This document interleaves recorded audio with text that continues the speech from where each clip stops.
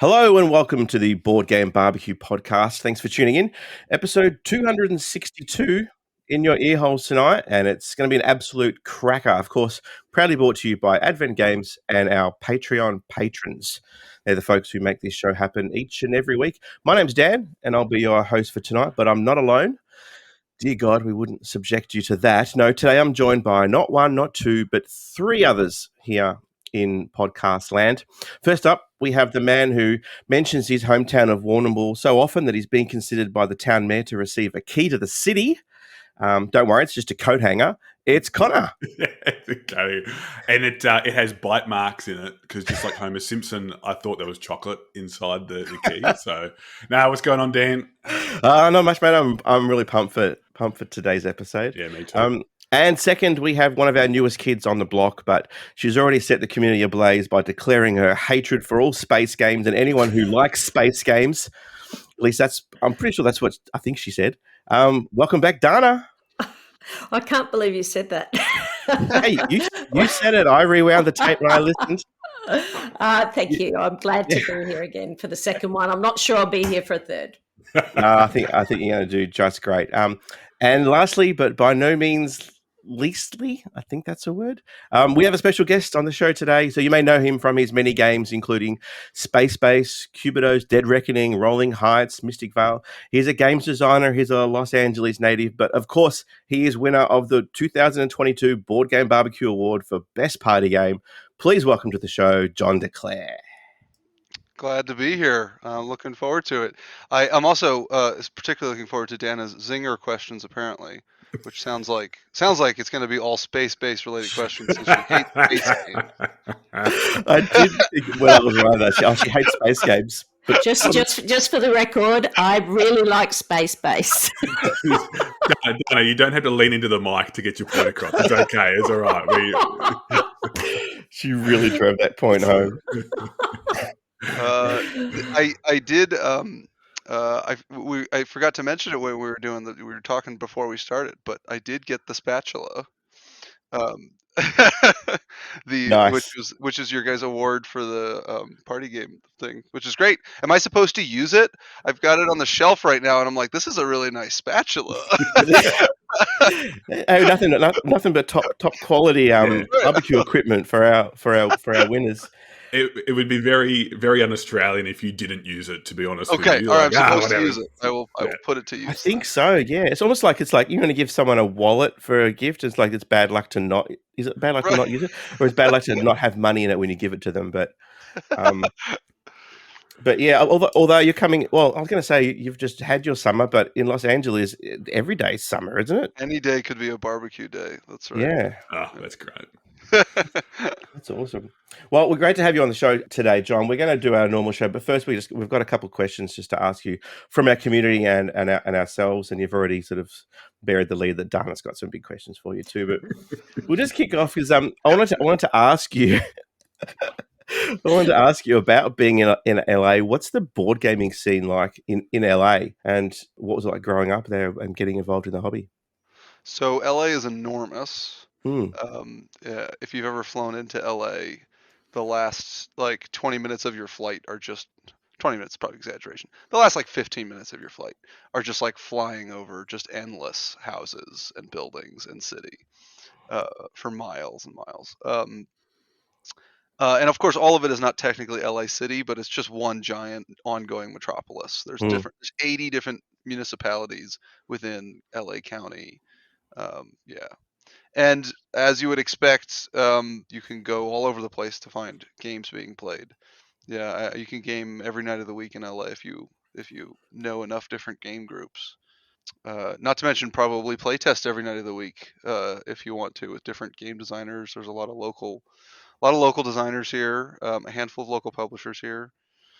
Yeah, LA is so big. It's certainly not known for being a gaming city, but it's also so big, it's got a lot of everything in that way, right? You can find everything here. Yeah. Nice. And how did you sort of tumble your way into the board gaming hobby? This could be a long story or a short story. I'll do the short one, and you guys can pick out questions. I grew up as a kid that loved board games, and it was sort of natural progression. My inclination was to design games as a kid, and that turned into pursuing games as a adult and finding the game scene in LA and as a designer slash person who loved games. So there was never really a time where I wasn't a gamer as an adult. Yeah. Yeah, I mean, I'm similar, right? Like I played games as a kid, but I never had the inclination to design any games. I don't know if it's just based on pure laziness or whatever. So, what drove you to then go down the design path as opposed to being a pleb like me who just consumes games? Yeah. Well, now we're going to get into a bit longer part of the story. So I grew up, I was homeschooled when I grew up. And my mom did a lot to encourage creativity in our house. And like I said, games just attracted me instantly as a kid.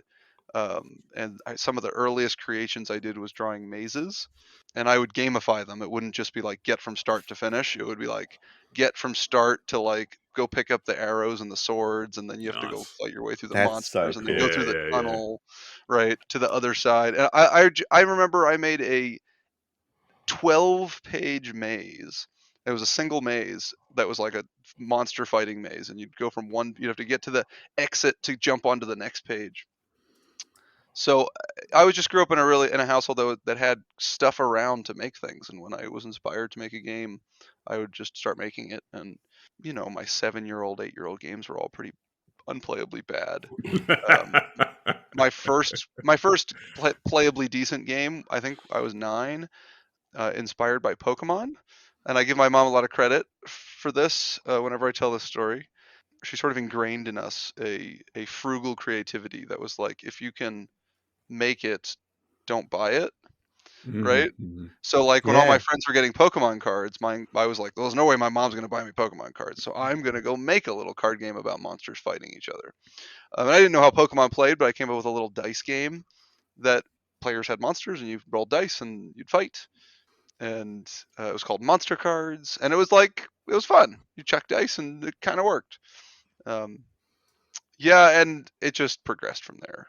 Yeah, professionally, it didn't start until after I graduated college, when I chose to try to take the idea of getting games published seriously.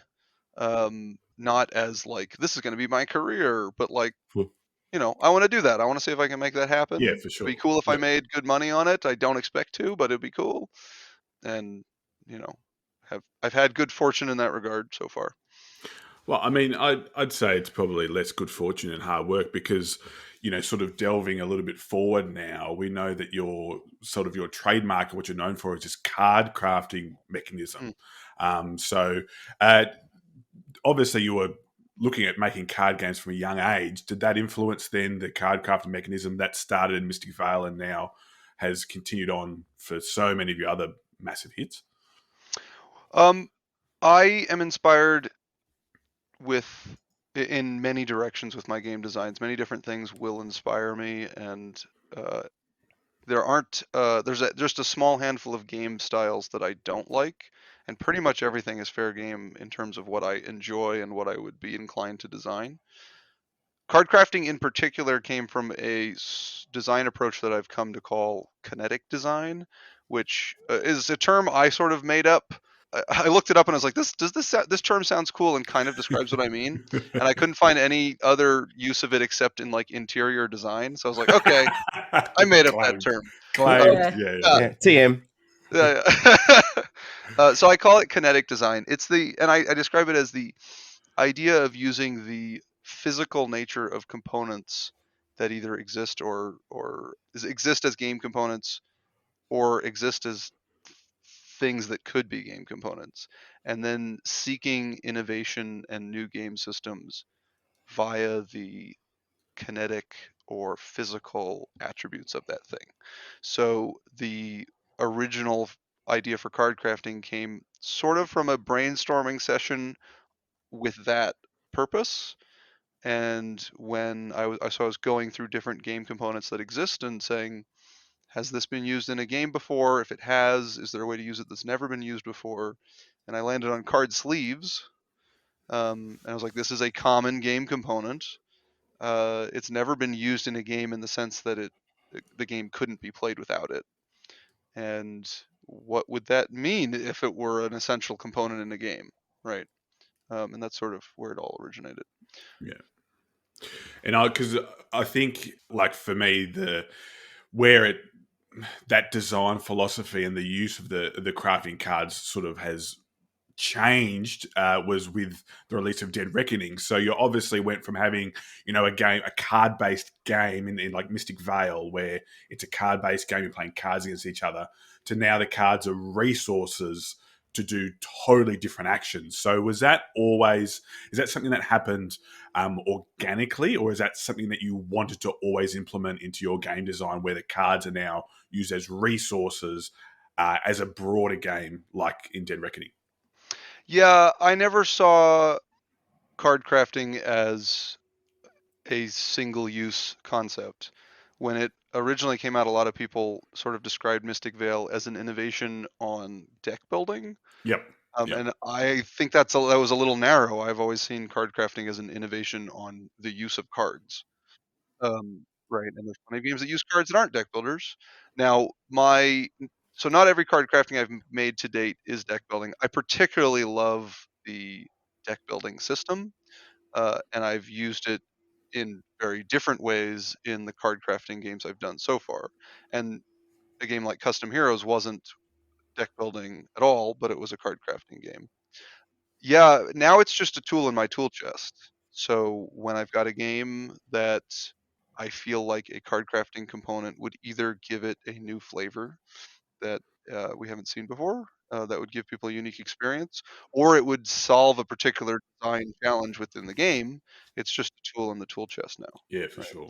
And for deck building, it has an inherent advantage in some sense, in that one of the issues that deck building has always had since its original concept in Dominion was, as you add more cards, your deck bloats, right? And card crafting says your deck count is fixed, right? And for better or worse, right? Some people, their favorite part of deck building is culling cards, right? So if you don't really cull cards in a card crafting game.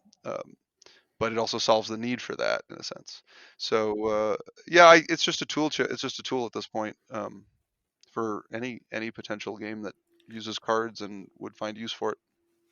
And circling back to Dead Reckoning again, like you said, I know I've played heaps of deck builders. I know Dan has too, like with the Aeon's End and whatever. But Dominion, Marvel, Marvel Legendary, Clank, you're always trying to get rid of those cards. Like you said, you want to get rid of the basic income or the basic damage. But with your system, it's like, no, I'll keep that because I want to keep that basic damage, and maybe I could add a multiplier to it, or I can make it worth 2 coins. And I found that was really cool in Dead Reckoning, and especially because the way you're building up is your crew is getting better. So you're almost telling a story through that.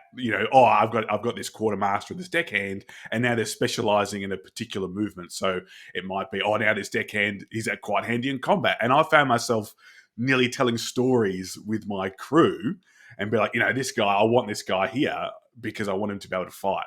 So is there anything else that are you looking to apply this further? Like what's next in the horizon for you? I think there is a ton of different uses for card crafting that I and other designers have yet to tackle. We were talking in the pre-bit about before we started recording about the first card crafting game that I'm aware of that I didn't design, that came out after Mystic Vale, which was a game from CMON called Hate. This big minis game, somewhat repulsive theme. But it uses card crafting in a way that I had thought of but just hadn't implemented in a game yet. I was like, that's something I want to do at some point, which is nice. The idea of carrying over changes on cards from one game to the next in a campaign scenario. So I hadn't done that before. It had occurred to me to use that potentially were there an appropriate game to use it in. And then I saw it in that game. I was like, oh, that's cool. I actually did acquire that game merely because of that, and have yet to play it. And it's I've got the box like hidden behind a shelf because it's got like giant bold white letters "hate," Yeah.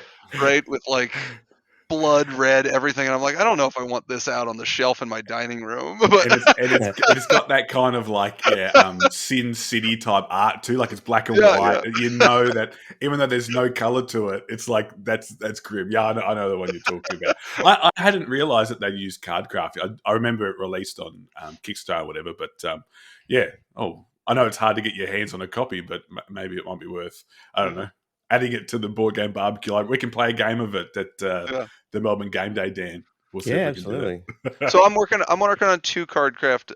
Is it 2? I'm working on 3 card crafting games right now. None of which I think are a secret at this point.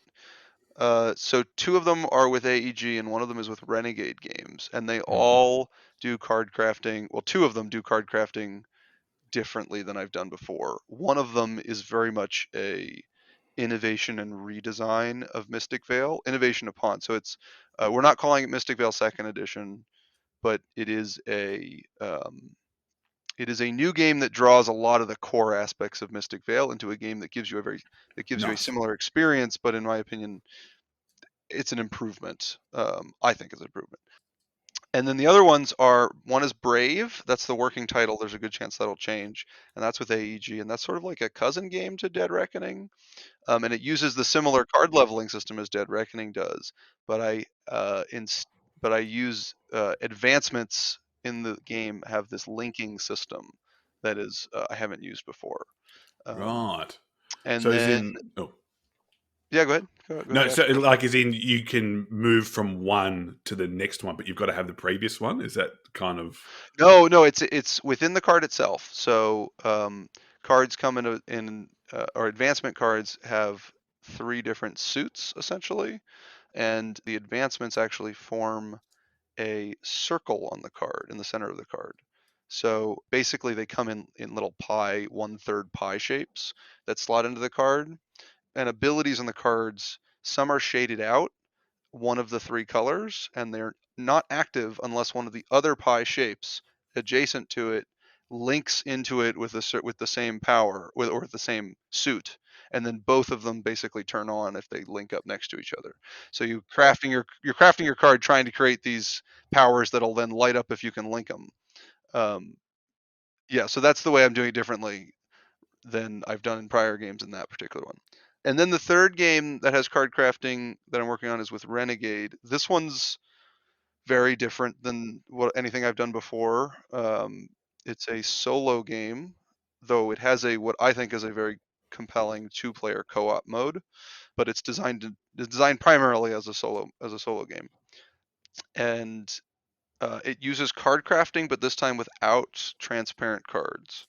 I use a cutout system, so the cards are all wonky shapes, and you'll see things behind cards because there's cutouts on others.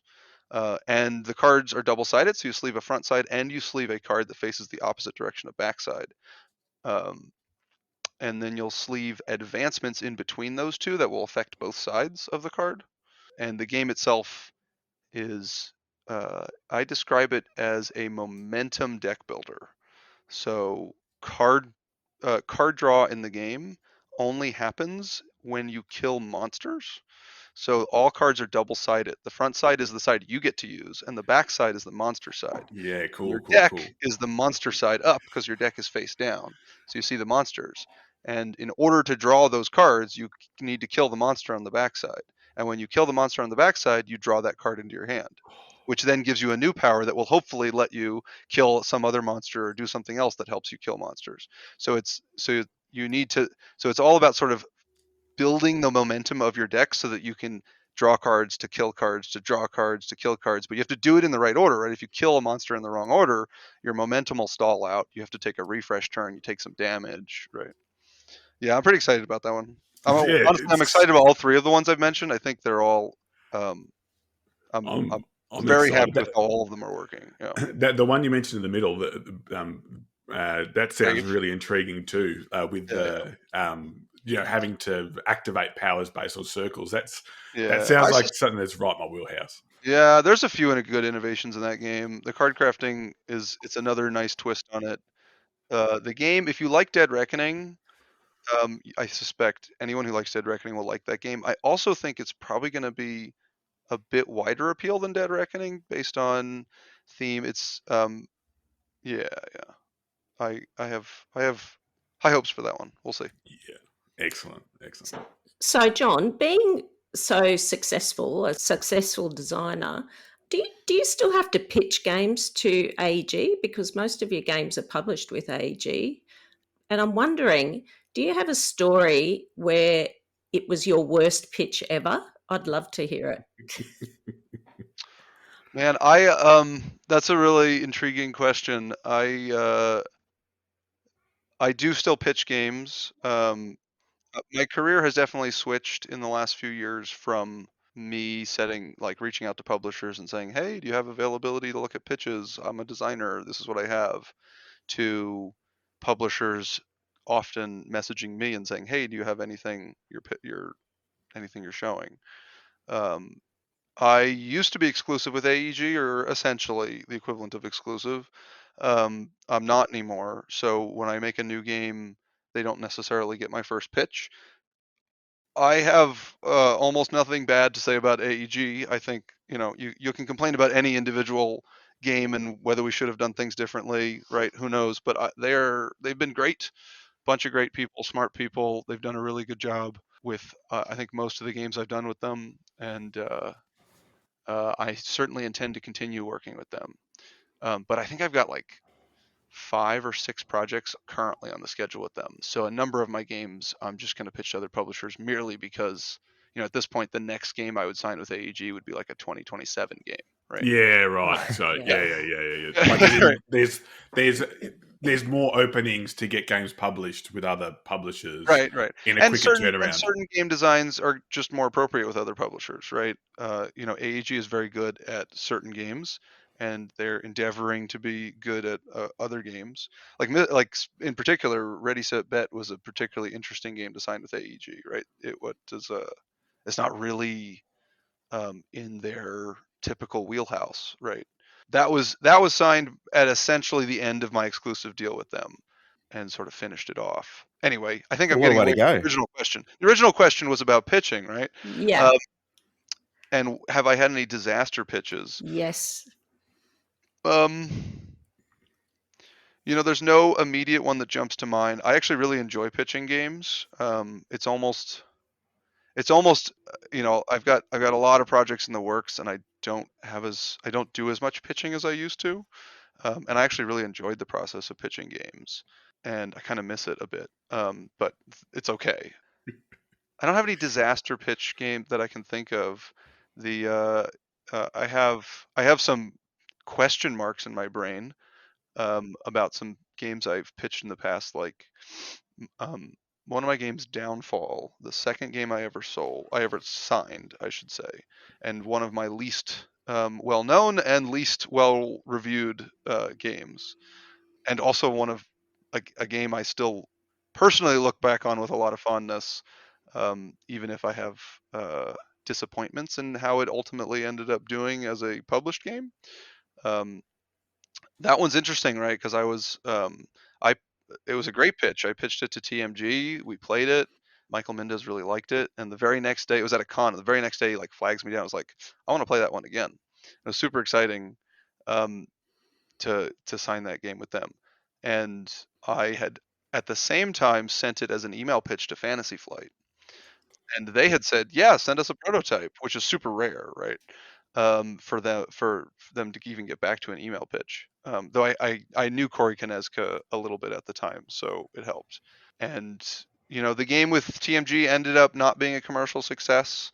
I have my gripes with the publication of it. There's a lot of things about the design that I think I'm a better designer now, and I look at it and I'm like, yes, I definitely should have done that differently, right? But who knows if I have questions of I wonder if I should have just waited that extra 6 months it would have taken for Fantasy Flight to get back to me, and maybe what would have happened there. But I don't know if I have any disaster pitches. I'm sorry I have such a boring answer to your question. That was incredibly boring. I'm very disappointed in you.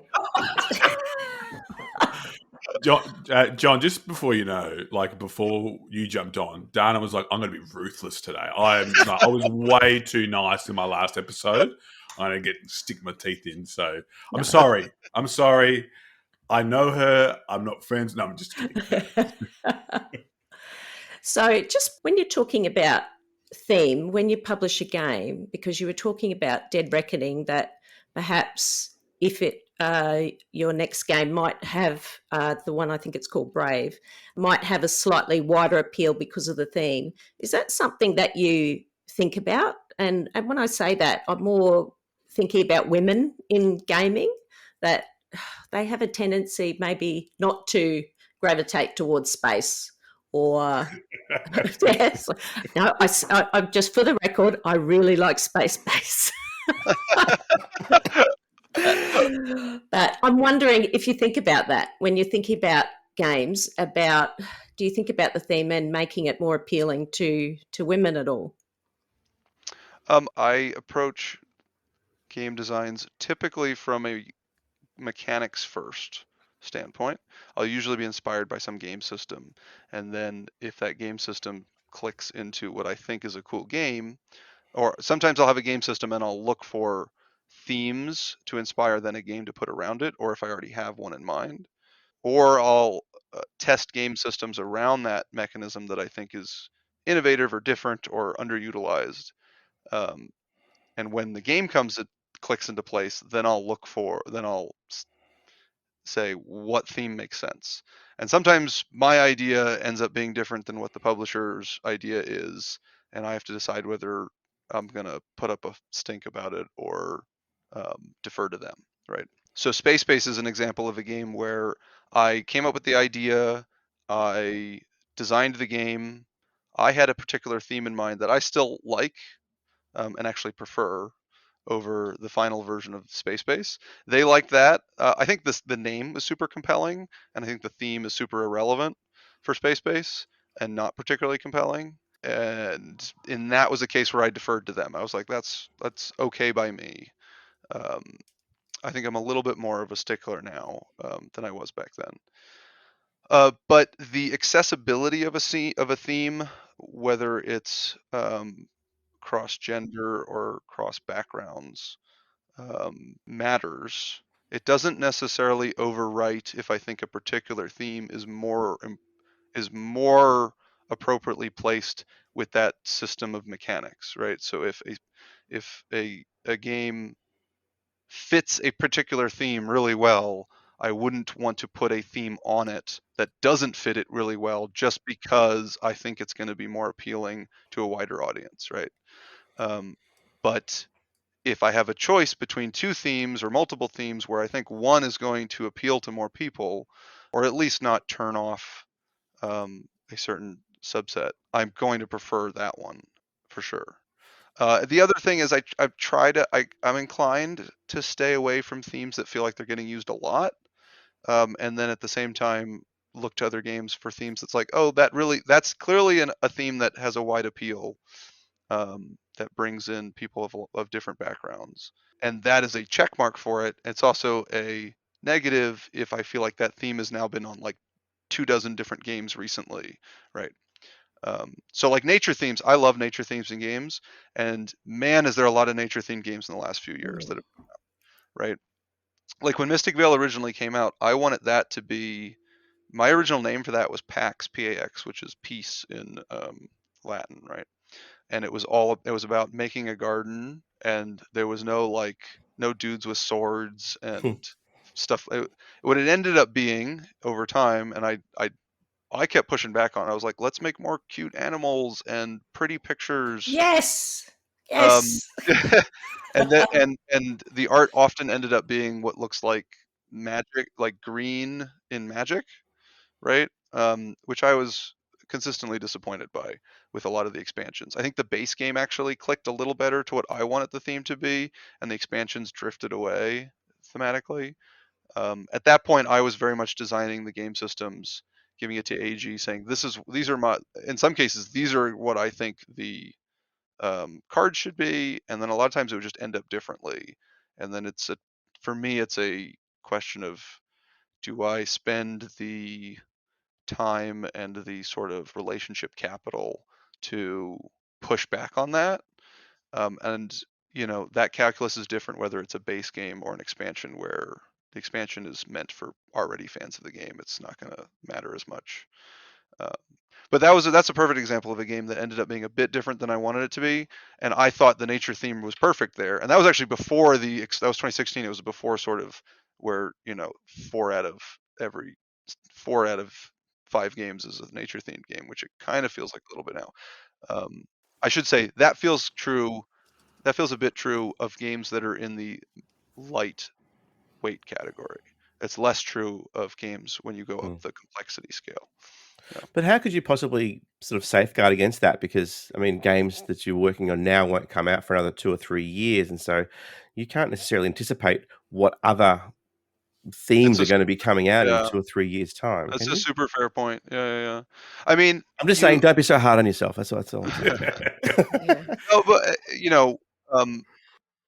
a lot of times you want to look for a twist on a theme, right? So like, you either go deeper and more specific on a theme, right? Like actually one of the games I played at the World Series of Board Games this week was a game called Bonsai, right? So like there's games that are like about making a forest or something, and then this is a game literally about growing a tree, right? And that feels more unique than another game with anthropomorphic animals running around building a village, right? So you can be super specific, or you could try to do some kind of twist on it. And sometimes you have to ask, like, does this, what does the gameplay? First of all, who are the type of gamers who are going to most like the gameplay, and more specifically, like whether they are complexity gamers or not. And then you have to say, what type of themes do high complexity gamers prefer? I think that's way different than it used to be, right? I think 10 years ago it was reasonable to assume that it was mostly guys that were playing high complexity games, and I don't think that's true at all anymore, right? And yeah, anyway, it's an interesting topic. Yeah. So what would you say, because you've given a lot of advice just in that answer there, but what would you say is your most important lesson that you've learned in your designing career? Because we have actually a lot of budding designers in the community that listen to the podcast, and I'd love to hear if you have anything or any advice that you could give them. I'm always trying to identify my weaknesses as a designer and build and practice getting better at them, or identify where mistakes in prior designs were. And every single game that I think ever made, I can look back and say, yeah, I would want to change that if I could, right? Something in it. As a specific point, I think the initial accessibility of a first play is something that I have endeavored to get better at with my games. The sort of barrier to entry, and I'm not saying the game needs to be less simple, just the barrier to entry to taking a first turn and knowing why you're making decisions on that turn, and what at least players having a concept of what the impact long term might be, right? Someone used a term which now I like a lot: signposting, giving people's signs that don't feel like they're being forced down a path, but are saying, hey, this is likely to take you down this path, and this is likely to take you down that path, right? And then those sort of paying off in ways that you discover things as you play, but aren't feeling like you're stumbling blind through the first half of the game. And I think I wasn't very good at that. I think the game I mentioned previously was Downfall, which was very bad at that initial experience. And it's like after you've played this game 15 times, it becomes really fun, right? Yeah, right. Yeah. That's I think to answer interesting the question. because, and sorry to go off there, John. It's interesting because I play a lot of games with my family, and they've like me. They've played games for a long, long time. But when you're introducing games to maybe people who aren't, who haven't played a lot of modern games or a lot of strategy games, it does tend to be like, well, why am I doing this? What's the point of doing this? So that's, for me, that's really important, because I kind of get bogged down in, without sort of spoiling the game for them. It's like you want them to discover that, but you also don't want them going, I don't know what to do. What's my first step? And all that type of stuff. So yeah, that's really cool. I like that. Yeah. Yeah, a lot of that comes down to just also really not being precious about good ideas in your game design. I have had many what I feel like are good ideas that I've not ended up including in a game, because even though it's a good idea and some percentage of the people playing the game appreciate what it's doing in the game, it makes the game less enjoyable for more people, right? Less accessible, slower, whatever the reason is. John, we actually hosted a trivia night last night for our Patreons, and friend of the show, Ian O'Toole, was in there as well, and so we decided to grill him, try and get some inside dirt on you that maybe we could dish today, because obviously the two of you worked together on Dead Reckoning. He did mention that there was another project that you guys were trying to collaborate on, and it's kind of it's on the back burner. Look, you've already given us a couple of scoops already, but is there anything you're able to tell us about I don't that think I'm game? allowed to talk about that one. It is not necessarily dead, but it is certainly still on the shelf waiting for progress from a third Yeah. party at this Well, he point. speaks very highly of you. So, how did that collaboration on Dead Reckoning come to be? How did you guys end up working together? That was mostly AEG that made that happen. They apparently it was a bump in at Essen between Mark Wooten, who was a designer developer at AEG, and Ian O'Toole at the Essen Game Fair, and they got to talking and said we should work on something sometime. Sort of the next big project that AEG was looking for an artist for was Dead Reckoning, and they decided to pose that to him as a possibility, and it kind of just went from there, which is great. I think Ian O'Toole's extremely good at what he does, and did a extremely good job on Dead Reckoning, as he does on pretty much everything he touches. Yeah.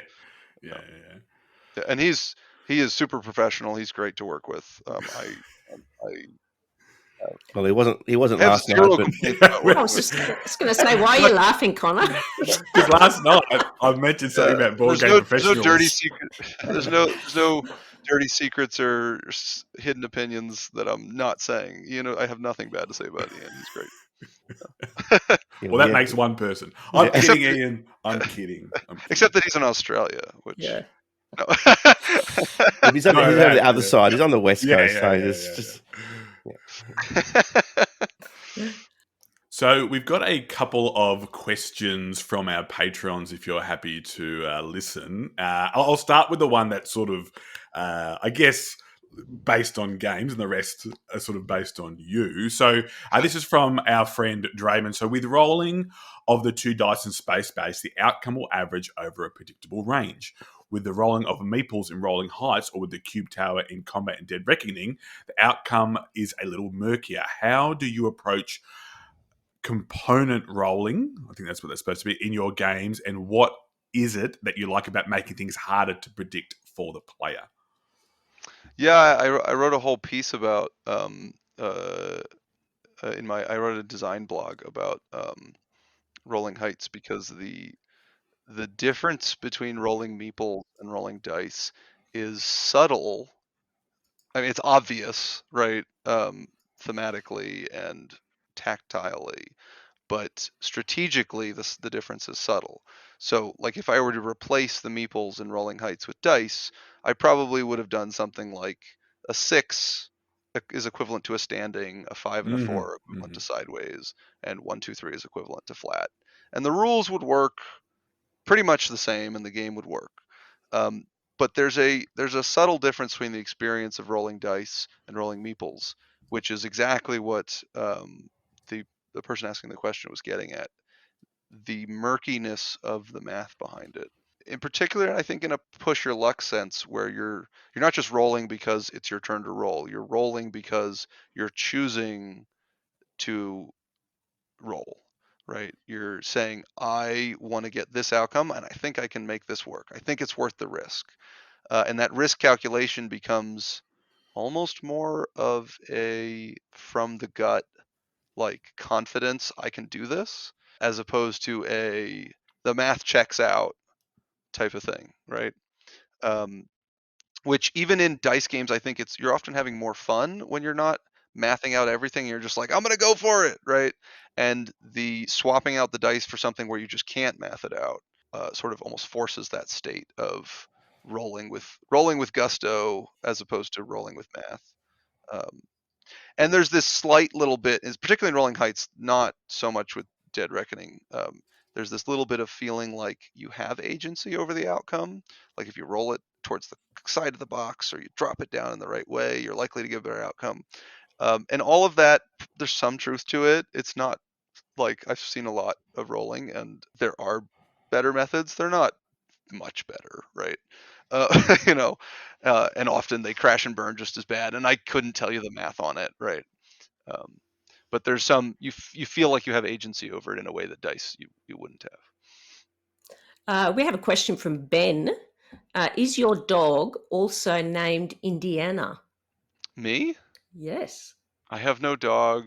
I have. That's a bit of a shocker. I don't know where that question came from. I think Dan's got some explaining to do. I'm gonna guess. I don't know where that question's coming from. I'm gonna guess it's due to my BGG designer picture, which I tend to get questions on. It's me in a cowboy hat. Oh yeah, of course. Yeah. I reckon that's what he's done. Yeah. That's, Ben's fair cheeky, so that's yeah. That's a picture of me when I think I was like 19, near the top of Mount Whitney. The other side of me when I'm not designing games, I want to be out in the mountains. Yeah, cool. No, I don't have a dog. I don't have a cat. I live in a neighborhood where there's a lot of horses, and I don't have a horse. Yeah. I'm going to get stuck into Ben next time because he's set us up an absolute cropper there. All right, so this one here. Conor, I'm not sure this question's much better. no, but at least I know this part actually exists. So, obviously, like on your board, on your titles, you're known as John D Clair. What does the D stand for? Is it danger? Please let it be danger, and that's from our good buddy Jace. That would be more dramatic. No, it's a very bland Daniel. Good strong name. There we go. Yeah. Though what I don't include, and maybe I should, is I'm actually the fourth. I'm John Daniel Clair the fourth. Wow. Yeah. And my eldest son is John Daniel Clair the fifth. No, I mean I was obligated at that point, right? Oh yeah. Committed.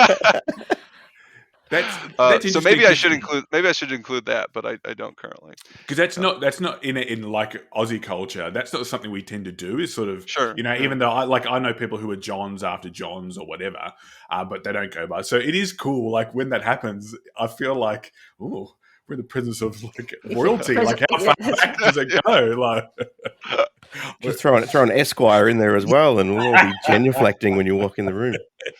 Yeah.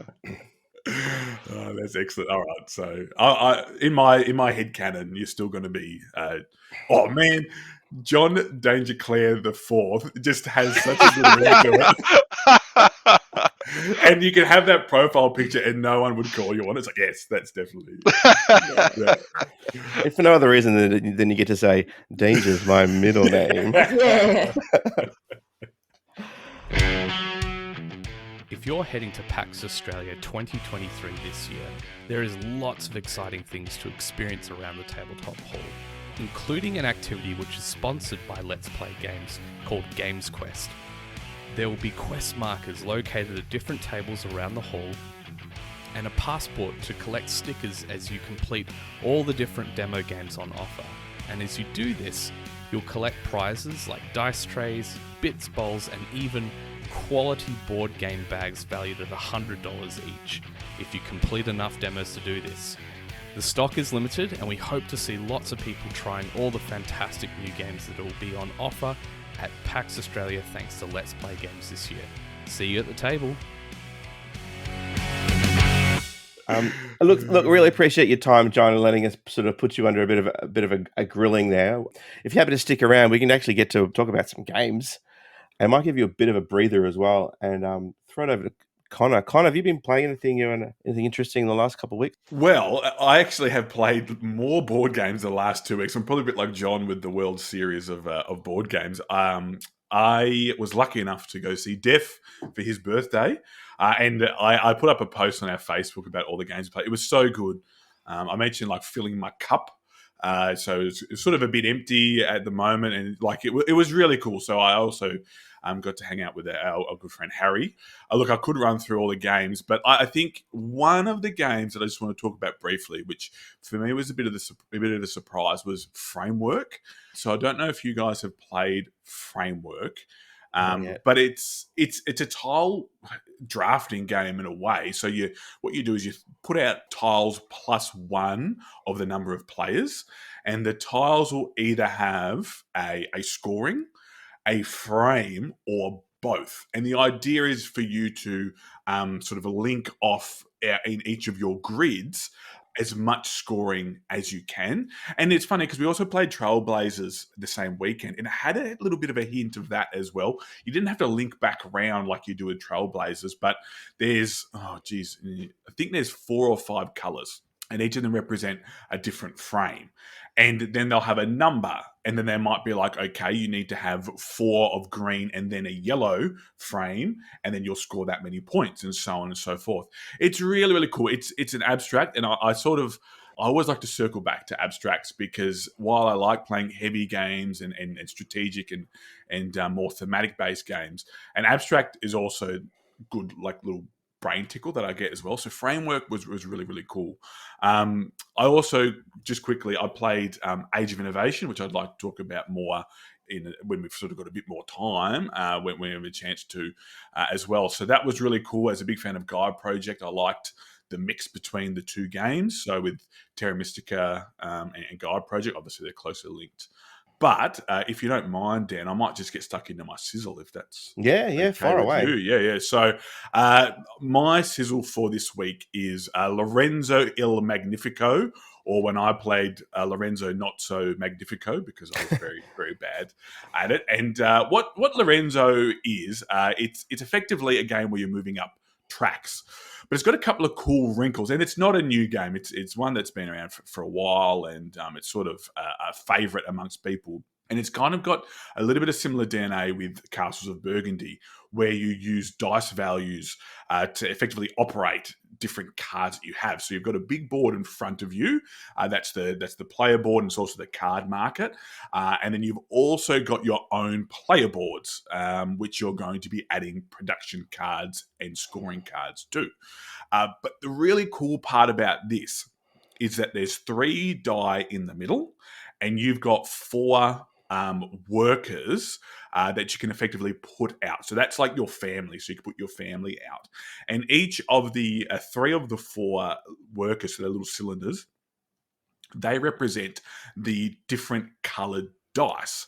And depending on which number you want to use, will be which color you decide to use. And some places are effectively locked off from lower value dice. So you want to make sure that, hey, I am using the highest possible dice in order to operate, either to take a card from the market or to start production. Because in this game, production isn't something that happens at the end or the beginning of every turn. So you're constantly met with these decisions of, okay, I know that I've got one chance to use this numbered die. So there's black, white, and orange, and they're all represented on the on the cylinders themselves. So it's really, really cool. And I found myself, it's an engine builder. So again, I'm really stoked on them, the combinations that you can get. I really like watching what other people are doing with their engine builders as well. So, if we're playing it, if the 4 of us are playing it together, we're all going to play it a different way. But you've also got, and forgive, actually, I won't call it what I call it in the game, but there's like a religion track, and you need to make sure that you're moving up the religion track. It's like your faith track effectively, because if you don't, then you're going to be hit with a penalty, and you don't want to be hit with those penalties, because sometimes it means you get less servants, and servants are used to mitigate dice rolls, so you can move them up or down, and they're really useful for your 4th cylinder, which has a base value of 0, so it doesn't correspond with any of the dice. But you can then use the servants to then pump that up, and you can use as many servants as you want. So if you've got 6 and you need a value of 6, you can pump 6 into that die, and you can then move it up and take those spots. But yeah, it's so cool. And Harry taught it to me, and I just adored it. It was so much fun. The combinations of different cards that you can get. There's two types of production, so it's almost like coin and other resources production, and you have to choose then. All right, am I going to operate this at the optimum level? So am I going to put the highest possible die, or do I need that die to take something from the market because someone might take it before me? There's also like a defense track, so you're not competing against other people. It's pretty much just another track, and you can go up that, and that then acts as a resource to buy cards as well. It is really, really cool. If you like engine builders, if you like games that are great at like 2, 3, and 4 player, I really, really think you should look into Lorenzo Il Magnifico. Don't play it like me. Play it like a Magnifico, not a non-Magnifico. Yeah, like I'm not sure what the opposite of Magnifico is. Yeah. Not so. That's Italian, isn't it? Not so. Yeah. Bozo. But definitely, hey, the Bozo or Magnifico right here. But yeah, have you guys played this game at all? Sort of saw Dan and nodding, or were you just really vibing on it? No, I'm vibing on it. I think we like similar games in some ways, and I love engine building. So I'm intrigued, and I really want to get to play it. So yeah. I have played it. I think I played it twice. Both games were close to when it originally came out. I remember it feeling very, very Euro. Yeah. It's like Euro game, which is fine. I enjoy that, but it a lot of those Euros, and I enjoy most of them, but they kind of blend in my brain into sort of just a mesh of like systems, and I'm like, well, I don't really remember how it worked, but like it was all interconnected in a very Euro way. And it was, good. Yeah. It's like Coimbra and Lorenzo Il Magnifico and a lot of those games. Sort of. It's one of those things where you go, well, it's a game where you buy cards and you move up tracks. It's like, okay, let me just start to filter out. Narrowed it down to about 3,000 games. Yeah. They're all beige. European game made after 2010. Yeah. So that's Lorenzo Il Magnifico. Like I said, a blast. It is not new. It's definitely available in place, I'd imagine. I've said it a couple of times. It has been out of stock. It's a super well-respected game. Yeah, as it rightfully is, because it's clean too. Like it's super clean, super. And we talked about like Ian and his graphic design. It's really clear what you can and can't do in certain sections and what certain cards are going to net you. There's no ambiguity. So yeah. Like John said, a very Euro-y Euro. I'm adding that to my bio, that term, Euro-y Euro. I like Euro-y Euros. Yeah. What about yourself, Dana? What's been getting to the table last couple of weeks? Well, I've got some stories more than anything. Yeah, bring it. And a couple of questions as well for John, but I'm addicted to Arc Nova at the moment. I've got a problem. There's something wrong with me. I'm pretty much playing it every day on BGA because that's the most convenient way to play it. And I'm not getting any housework done at all. John, I'm a stay-at-home mum, so I should be doing other things. But I play Arc Nova every day, and I couldn't sleep on Thursday night. I just could not sleep, and I was awake at 3:00 in the morning, and I jumped onto YouTube, and lo and behold, the World Series of Board Gaming is on, and I'm watching the Dice Tower, their coverage of it, and they had actually set up like overhead cameras for some of the games, and one of them was Arc Nova, which was the semi-final, one of the semi-final games. The other one was June Imperium, and I sat there I didn't sit there, I laid there for about I think it was 3.5 hours watching this Arc Nova game, but it was really fascinating to me because it was different than watching a playthrough. They had Tom Vassell, who was commentating, and they also had the designer there, Matthias. I think it's Matthias. Is it Matthias? Is it? Yeah. Is it Vigga? Is that how you pronounce his surname? I'm not sure. I'm not sure, but anyway, Go with that. he was there as Connor, well. you know we're renowned for our pronunciation. Yes, sorry, terrible. Anyway, they were commentating, and it was quite humorous actually, because someone would play a card, and Tom would go, oh my God, he's just played the red-crested porcupine, and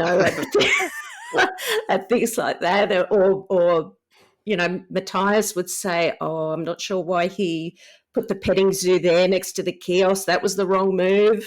And it was a really, really tight finish at the end. And I remember Matthias at the end going, oh no, he hasn't got enough research icons, and things like that. It was fascinating. And I was thinking, I wonder if this is going to be the future of board gaming. Are we going to be seeing competitions? Because these people were playing for $1,000, I think. I think they were.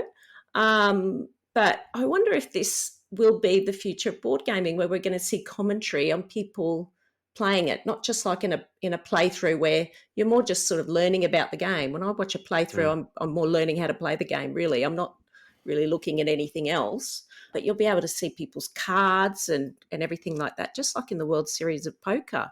But Yeah. John, you played in the World Series of board games, I understand. I did. I was there this week. It ended, I think the finals were yesterday. Yeah. And I was just wondering, the championship game I think was yesterday. how did you go, and what was the atmosphere like? So it's a convention that's very much in its growth at this point. It was I think there was 800 or so total competitors signed up for at least one of the 16 different ring tournaments, is what they're called. The winners of each of those tournaments ends up going to the semifinals. The winners of those semifinal games goes to the final game, and they have a huge prize pool. I think it's like a $40,000 total prize pool. First place gets like 25,000, Oh, wow. second 10, something like that. Hmm. Right. So there's real money at stake, which definitely changes the experience, right? Playing a board game. Most of us, most of the time, are playing board games casually, and I don't think it changes it in necessarily a bad way. I enjoy the tension of a game with higher stakes some of the time, right? I wouldn't want that to be the way I play board games, but as a experience now and then, I think it's interesting, right?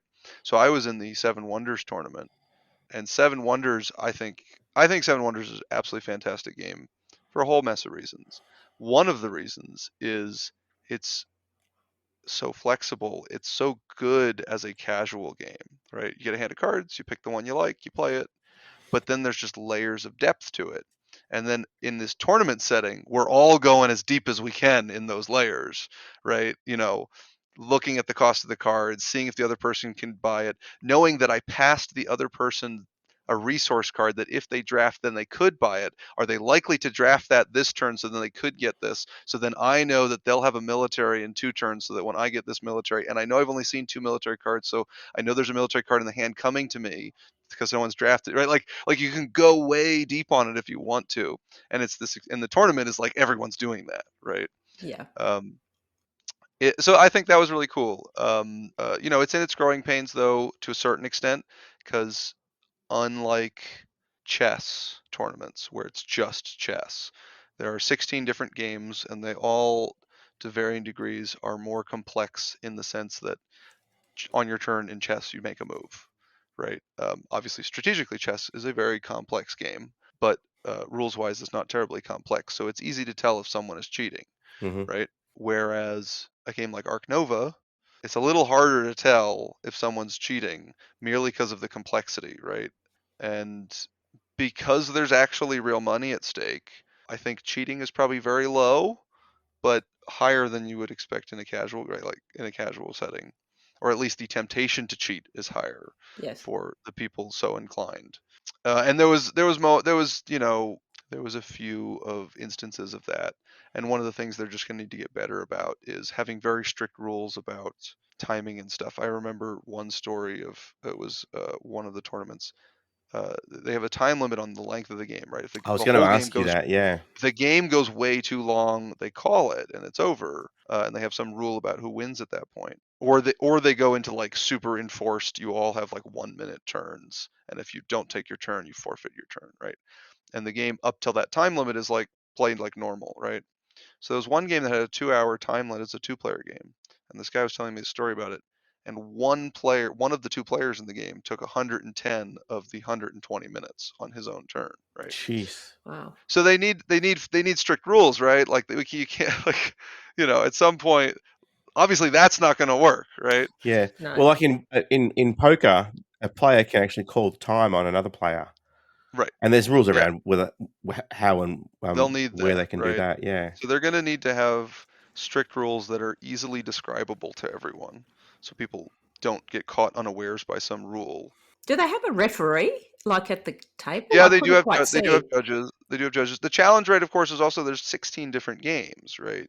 So and there's only so many volunteer judges, right? And because the games all work differently, you have to have different rules about how you're going to enforce not cheating or not taking too much time in different games, right? Seven Wonders is a very different game than Ark Nova, so you have to come up with a whole different system around making sure people are all playing by the rules, being open, etc.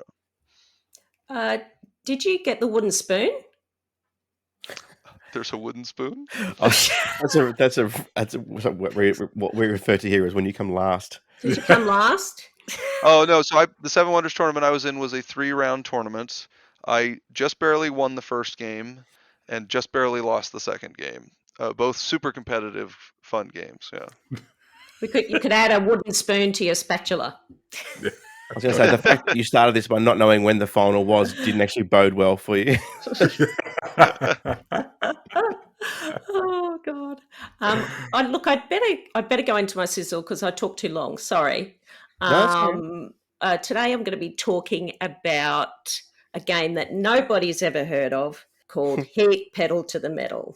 People have been talking about this game certainly, well, everywhere, but in Australia it's been so frustrating because we have not been able to get our hands on it until just recently. I think it came into stores maybe a couple of weeks ago. So, of course, I just happened to be near a board gaming store and picked a copy up. But this game, I was thinking, I'm not sure whether I'd really like this game because to me, Flamme Rouge is such a good racing game. It's really perfect for me. It's great for everybody. It's great for family. And the theme appeals to me. So I was sort of hesitant to probably even buy it, but I did anyway because everybody else was buying it. So, of course, I had to buy it. But it's really, I was really impressed with this game. So basically, for those of you who don't know, for people who are listening who don't know, it's a racing game, but it's based on 1960s Formula One racing. And it's published by Days of Wonder. And it comes with 2 double-sided mat boards, which is excellent. And basically you're racing to be the first across the finish line after 2 or 3 laps, depending on which map you play. But each person has their own dashboard of their vehicle. And it comes with a little gear stick, which is pretty cool. So you can change your gears. And everybody starts with an identical deck of cards, similar to Flamme Rouge again. But the difference is you've got these heat cards, and the map that you use determines how many heat cards you have. And that's cards that are sort of preloaded into your engine. And the game is really about managing these heat cards.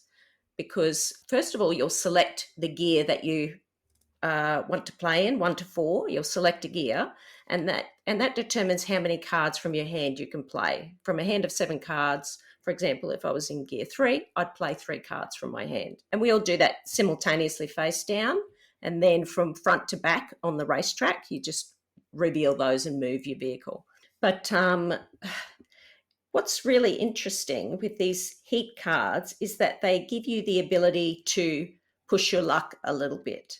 So you can pay heat at times to be able to reveal another card from your deck, which you don't know what that's going to be. So for that could be really good for you, and you could get a 4 and you could go 4 extra spaces, or it could just be a 1, or it could be a 4 and you could be near a corner. And there are restrictions in this game about going around corners.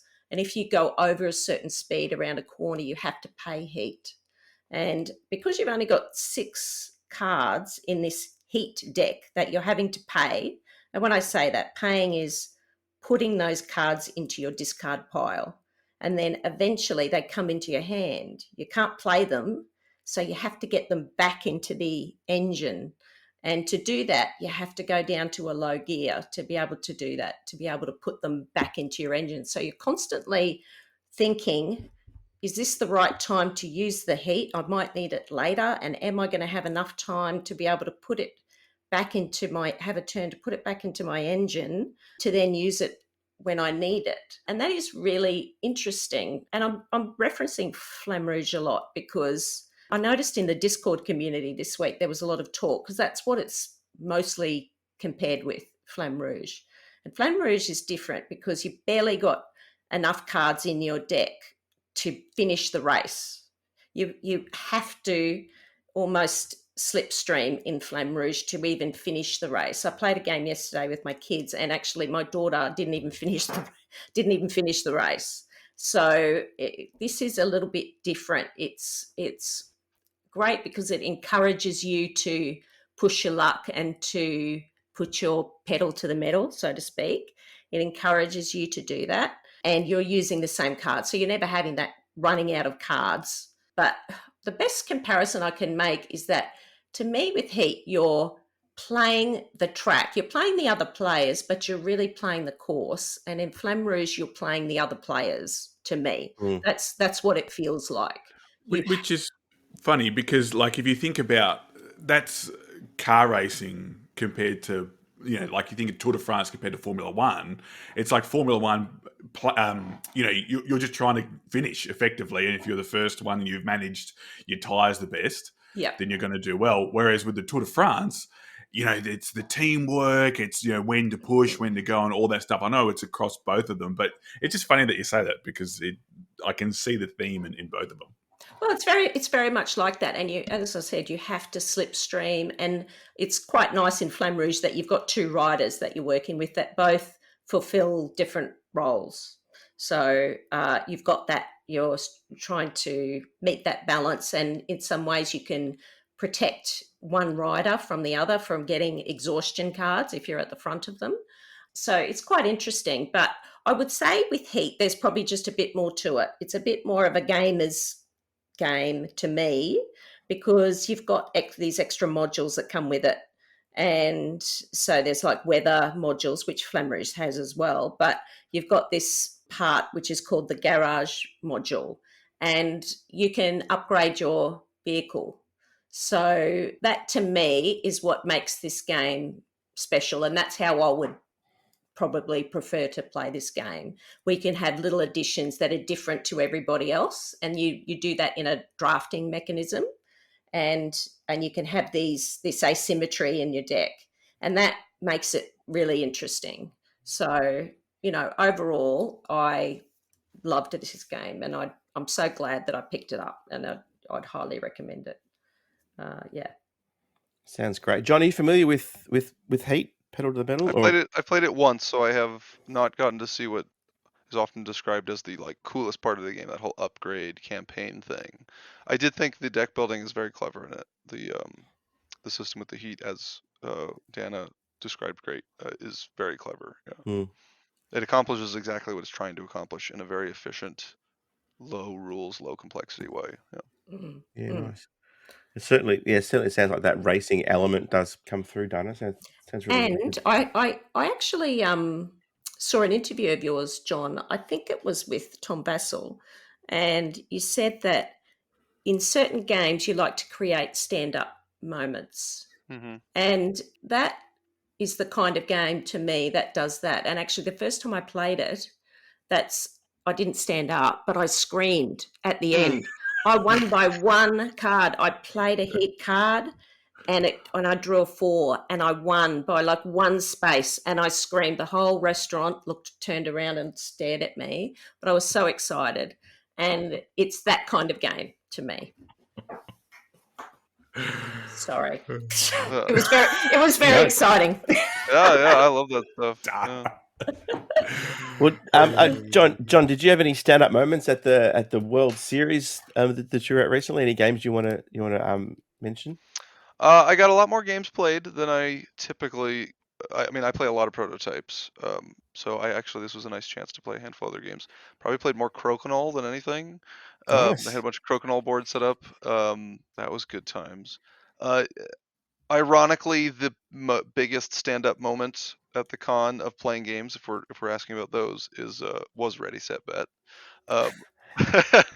We had a big 8-player game. Tom Vassell commentated and rolled the dice, and maybe one of my top few luckiest games of Ready Set Bet, I managed to win, which everyone gave me the appropriate eye roll. That's like winning a raffle you're running. It's like, rigged. But it makes for a good story. So I had a small, modest lead. It was a close game going into the final race. And the 5-horse, I'm just going to assume everyone is familiar with the game. Horses are racing. And the 5-horse gets way out in the lead. And I toss a bet on the blowout bet, which basically is saying that one horse wins by a lot. And then the race proceeds. All the other horses catch up. That horse gets to the finish line just like right before it and just stops moving. All the other horses catch up. We end up with like a by the nose finish right at the end. And that bet was like my 5 chip, just totally wasted. And then as we're picking up chips and scoring, I realize I put my 5 bet chip on the wrong spot accidentally. And I had bet on the by the nose finish instead. Oh, really? Accidentally, yeah. And it paid off in the end anyway. I look over and I'm like, oh, that's a loss. And everyone's like, that was a brilliant bet. I'm like, what are you talking about? I'm like, oh, hey. You may need to go to surveillance just to check the cameras on that one. Yeah, that's right. Yeah. So blind, stupid luck got me the win there. Yeah, I played a bunch of games. I got to try Expeditions, which I'd been wanting to try from Stonemaier. Yeah, cool. I got to try a brand new game, Veil of Eternity.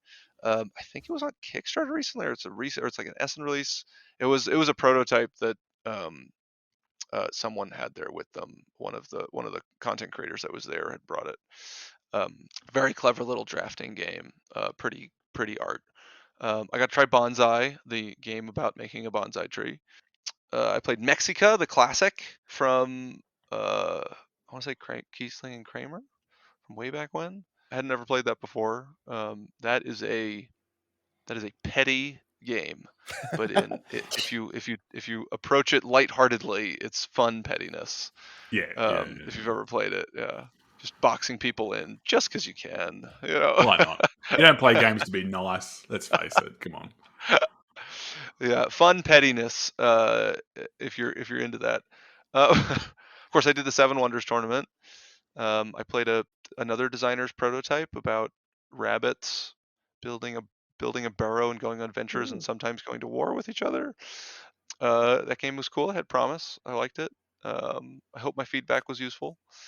And then I played a mess of my own prototype. I brought 7 prototypes with me, and I got 5 of them played. Nice. Yeah. So do you actually set up a section where you can actually get people to come and play test, or you just... They have they have players wanted signs. Yep. So a few times I would just take a table, sit down, put up a players wanted sign. People come over what are you playing? I'm setting up a prototype. Hey kid, you want to play a game? Yeah. I played a couple games of Space Base while I was there. I skipped that on my list. That was my official game. I was there in VIP capacity. So there was a raffle, and hey, you get to play with the designer, which was cool. It was fun. Right. It was a little funky though, because I was also just there playing games. So in general, I would say I was talking about the rules for the World Series of Board Game and how challenging it is. In general, I think this event is really cool. I really hope it continues to grow. Apparently, this year was twice the size of last year. I do too. It was great viewing at 3 a.m. Yeah. So Yeah, I mean, I know they're ambitious. Like they have dreams of one day this being like, you know, an ESPN equivalent of the World Series of Poker, right? I think it'd be super cool. yeah. Yeah, You know, it's got to start they have somewhere. they have so- high ambitions. They seem like they're really taking a swing at a home run here. And like I said, they got some growing pains, but you would expect that anyway. I hope it becomes something big that's cool for the industry. Very cool. Now, I understand you've got a game you're going to sizzle for us, and we're running long, so we'll skip my sizzle. But I'm really curious to hear about Empire's End. Yeah, I thought I'd use the sizzle as an opportunity to shamelessly plug my next retail release. It's going to reach backers soonish. I want to say November, and then have a retail release sometime after that. I believe they're going to be demoing it at Essen. So Empire's End is published through Brotherwise Games, and it breaks a few sort of game design rules, but in ways that I hope will resonate with people. So one of those, the main rule that it breaks is don't let people build things that then get destroyed. Don't let people build fun things that will then be destroyed. And in this game, you start with some things that are okay. You can build them better, and then the game might cause you to destroy them. So the game, basically, you've got an empire that is a prosperous empire at the start of the game, and the core system of the game works and was very much inspired by No Thanks, the very simple, what I call reverse bidding game, where you're bidding Yeah. not to get things. So the system in this game is like that. It uses 3 resources, and then there's coins, which are wild. So a disaster will come out, and players will bid either food, battle strength, or hammers, which represents like work, right? To not have to take that disaster. And so I'll bid a food to stay, keep away the famine, and the next player will bid a food, and it'll keep going until someone eventually takes it. They take the disaster and all the stuff that was bid not to take it by them and the other players, which they get, so they can then use that to bid away other disasters. But then the disaster they took forces them to destroy a portion of their empire, which they can fix, but it's very expensive to fix. You only have 3 opportunities all game to fix things, and there are significantly more disasters than your ability to fix them. So you will inevitably end up with some portion of your empire in flames at the end of the game. And the idea is like it's an empire at its peak, and it's trying to survive like a century of hard times.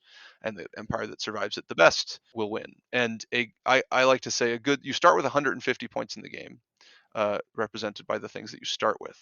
And a good score is ending with above 150 points, because there's other ways to score. Like if you can get above 150, you got more than you started with. That's good, but it's quite possible you end up with less. So my hope is that people will sit down at the table knowing that's the framework, and not that they're going to get to build a fun little engine, and then all of a sudden halfway through they're like, "What? I have to lose something?" And the theme is very clear about that. So hopefully that helps. But it is one of my most interactive engine builders. So like I've done Space Base is essentially an engine builder. Mystic Veil's an engine builder. Dead Reckoning is an engine builder, which is interactive. But this game, because of that core bidding system, is very interactive. Thinking about other players, are they likely to take it? Can I bid one more time? Should I take it now? Very much planning around your current situation. It's sort of about making very specific decisions on when the right time is to burn down parts of your empire, because you will have to do it at some point. No one gets out unscathed. Yeah, and the difference between winning and losing is doing it at the right moment, and avoiding being and managing to avoid being forced to do it at the wrong moment. That sounds really intriguing, because I for a long time I used to really dislike games where you built an engine, but there was interactivity, and because you spend all this time building something up, and then someone can come through and wipe it out. But with the mechanic you've talked about, how it links to No Thanks, you're then deciding and be like, okay, I will take this on because I can see the benefits outweighing or potentially causing a net zero of the disaster. So this is I'm quite excited. Yeah. Yeah, we and it's not the and crucially, I think there's an emotional factor that I don't love when you can build a really fun engine and then another player can come along and break it. In this case, it's the game potentially breaking it, and sometimes you're choosing to break part of your empire because it's the right move. Sometimes you misplayed earlier, or you just had a set of bad luck in a row, and you were forced to break something you wouldn't want to choose to. We did after the original game, which we play tested internally and with play testers, was more punishing than the final version is. After they started demoing it to the wider world, there were many people who liked it, and there were enough people saying, "Boy, this game is punishing." That we're like, "Well, let's pull it back a little bit." Particularly, so like the first half of the game builds up. It gives you a chance to build a bit while also forcing some destruction, but you haven't built as much, so you can't lose as much, right? And then it ramped at the end, and you have to survive this series of like 4 disasters in a row right at the end. So the whole idea was like during the game, you need to know that the end is super punishing and plan for it. And that kind of goes back to a bit of the design learnings that I talked about earlier. Expecting players to know that at the start of the game is a bit unfair of the designer, right? And then leaving people at the end of the game with that potentially bad taste in their mouth of like, I built this thing and lost a bunch of it. So we pulled that, and we pulled back the pain at the end a bit, and I don't think we lost. We lost something for some people, and I think we got rid of pain for more people than the people who enjoy enjoy it being as punishing it was. So it's a bit less punishing. So if you ever demoed this game at Gen Con, that is the main change since then. I should say Gen Con last year. Yeah, and that kind of ties into what I was talking about before of trying to make that initial experience being not requiring you don't have to have experience playing the game to enjoy it the first time you play it. So we pulled that back a bit, but I really like this design. I think I'm really proud of this one. And Brotherwise got Quanchai to do the art, and he knocked it out of the park. I have some people telling me they think the box cover is the greatest box cover in board game history. That might be a bit of hyperbole, but it is a really good, like, Quanchai crushed the box cover on Yeah, that. it looks amazing. great. It looks really good. Yeah.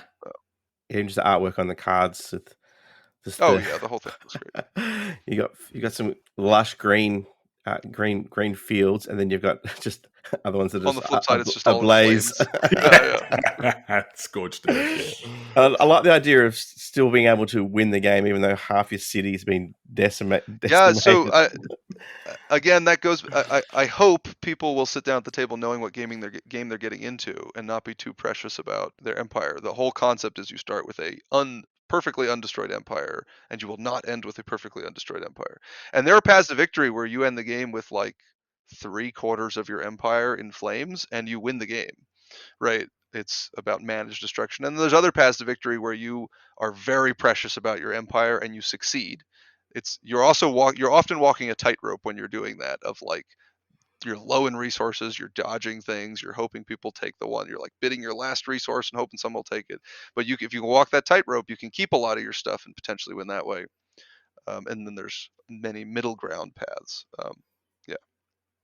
Fantastic. So that's Empire's End coming out. You said it's coming out to backers hopefully before the end of the year?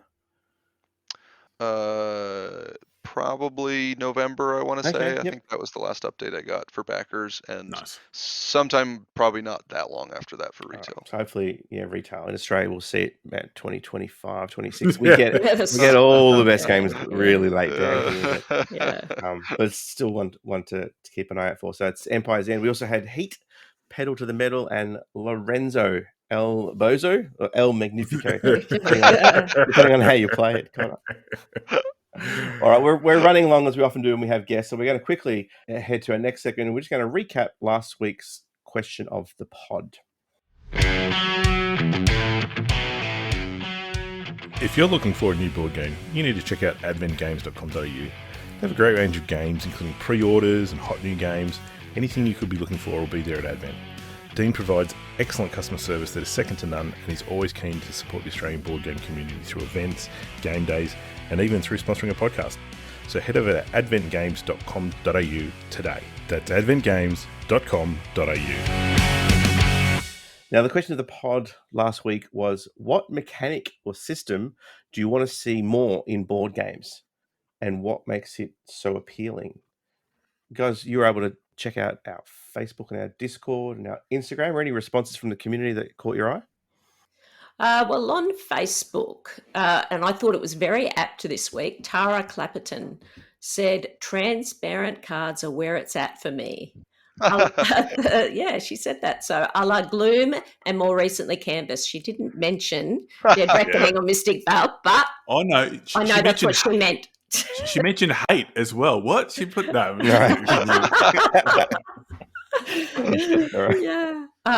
Robert Jackson said another one would be action upgrades, the action upgrade system in Scythe. What other games have that? The fact that there is an action on your board which allows you to upgrade any other action is epic! Exclamation point. So, yeah. And then Caleb McCubbin said mechanics or games that minimize dead turns, especially at higher player counts. I've played a few games lately that have been for the most part enjoyable, but at higher player counts, it feels like there isn't much to do while you wait your turn. For example, Kleos and Kemet. In games where you have, say, 5 actions per turn, waiting for someone to get through all of those at times is a slug. Conversely, something like Brew and many others, where you take one action at a time and keep play rotating, is much more engaging. That's great. I am a big one for that, and that's what lately games have been so good at doing.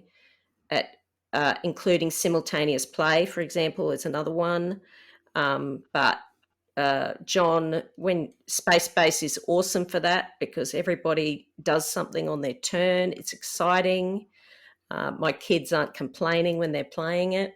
So anything like that is great in a game for me to reduce the time between turns. Mm-hmm. So off Discord, we've got our good friend Shoitan. Some people are burning out on deck builders, but not me. More deck and bag builders. But otherwise, I'd love to see physical mechanisms like the wheel in Zolkin or how worker plus spinning boards works in Fromage. Pav has said, I'd like to see more spatial engine building implemented like in Earth. I don't know how the game will stand the test of time as a whole, but I really like the idea of the tableau engine that is not only dependent on what cards you put, but where they are. Yeah, that's pretty cool. Hey, like sort of activations based on where things are placed. The engine you should look out for my game Electrify next year then. Oh, there you go, Pav. I mean, Pav's I'd say budding game designer, but he's very the engine can work differently depending on the relative positions of the elements to each other. More of this, please. Well, there you go. That's Electrified coming out just for you, Pav. Uberface says, I really like the way that cards interact with each other in Everdell. Where some cards are intrinsically linked and allow others to play specific cards for free. I think that system could be used in heaps of interesting ways. The other one I really enjoy is the worker system in Starship Captains, where each worker type can only activate particular things, and the order you use them determines the workers you get for subsequent turns. It kind of reminds me a bit of like Scholars. Scholars. The South Tigris. Yes. How you can only activate particular cards with certain workers.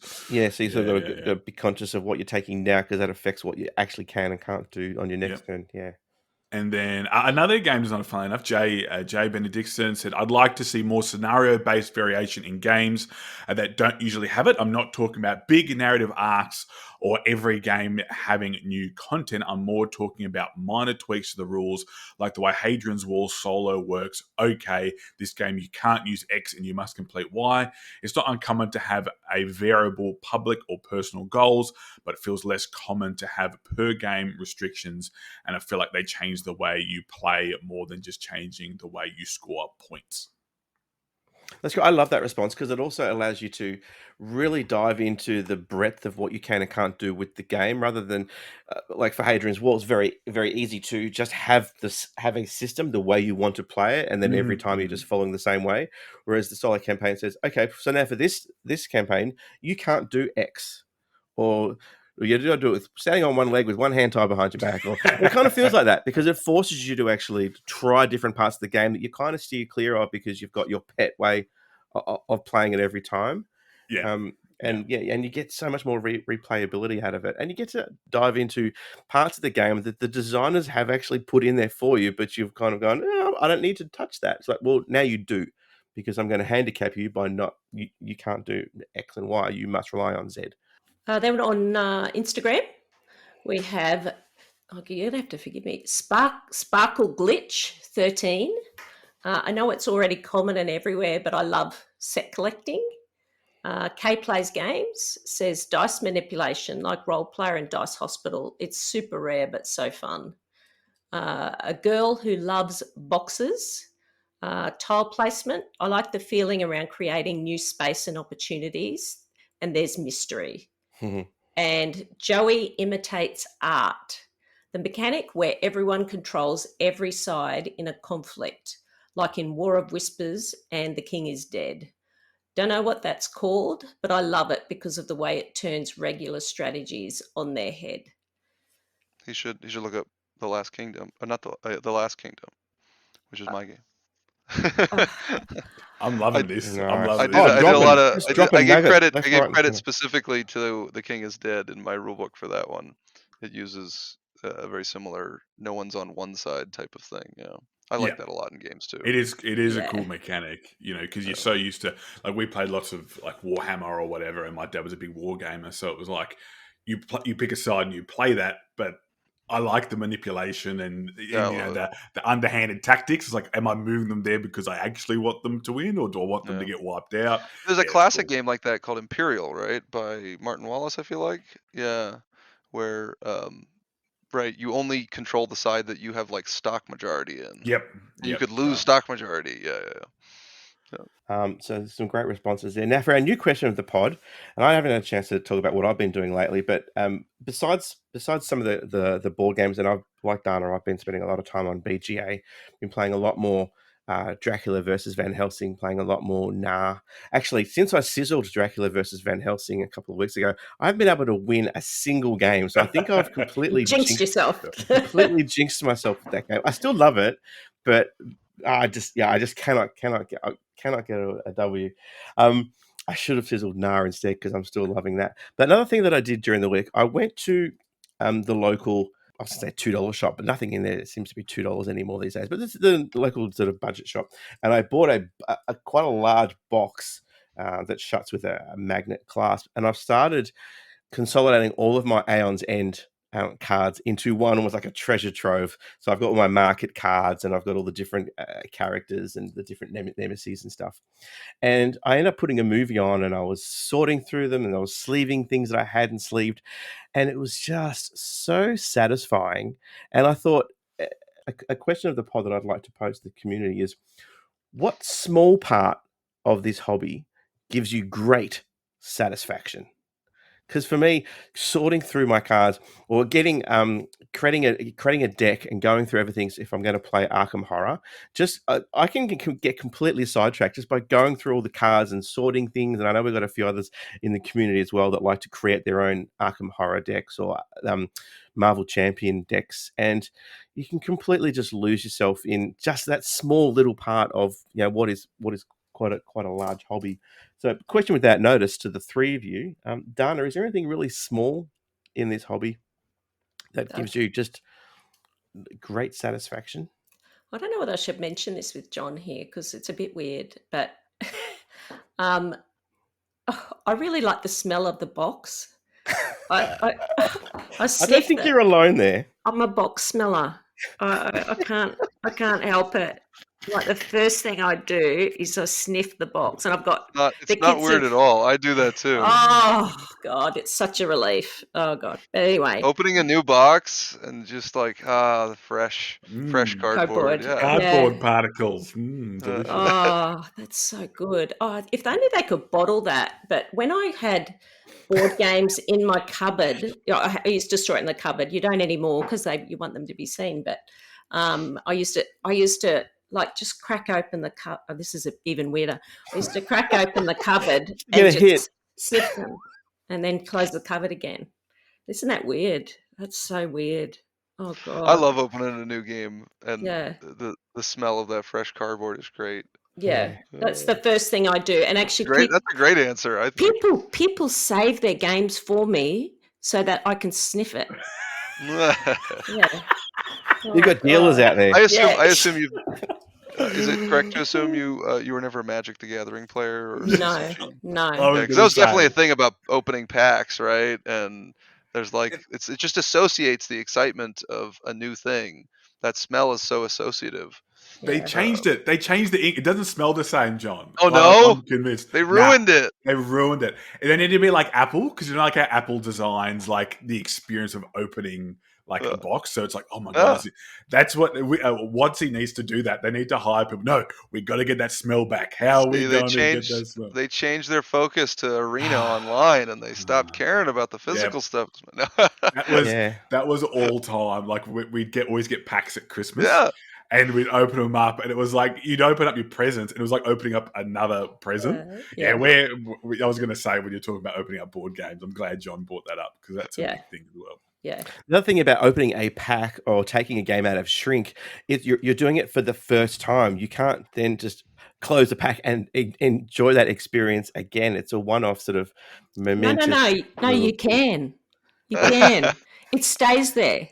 The smell stays there. Oh no! But I'm saying even just the physical act of opening a packet for the first time. You don't get to do that again unless you buy another packet. No, I just wanted to reassure all the box smellers out there that the smell does retain its smell.